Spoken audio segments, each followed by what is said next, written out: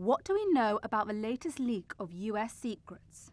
US national security agencies and the Justice Department are scrambling to determine the source, scale and sensitivity of what appears to be the most serious spillage of US intelligence in years. The documents appear to contain information on everything from the war in Ukraine to North Korea's weapons program and France's relations with Africa. Safe to say this is one of the most damaging intelligence leaks this century so far. Let's take a closer look at some of the key revelations. The most sensitive content is what appears to be operational information about the war in Ukraine, including details about the country's air defense vulnerabilities. There are also predictions about how China would respond to Ukrainian strikes inside Russia, as well as details of a purported internal discussion among South Korean officials about pressure from the US on Seoul to help supply weapons to Ukraine. Aside from the Ukraine war, there's information about Iran's nuclear capabilities and North Korea's missile tests.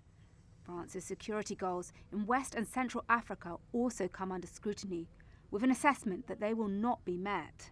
About 20 pages are serial intelligence reports produced by different agencies. A serial report is a one-paragraph, concise reporting on a specific issue in a specific country.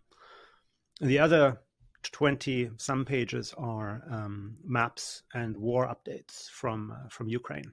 Are the documents real, and how were they leaked? Pictures of creased documents were posted on platforms across the internet, including Discord, 4chan, Telegram and Twitter. US officials believe most of the material is genuine. Some documents, however, appear to have been altered to show inflated US estimates for Ukrainian battlefield casualties, as well as understated numbers for Russian forces. It appears that whoever had access to the files had them in print form, because otherwise why would you take pictures of them and then distribute the pictures? And so that means we could simply be looking at, we have to include very mundane explanations, like somebody could have literally lost a bag of classified documents, or somebody could have had access to that suitcase in some car, whatever it was. So there could be some very unusual explanations for what is, after all, a very unusual, leak or spillage of information here.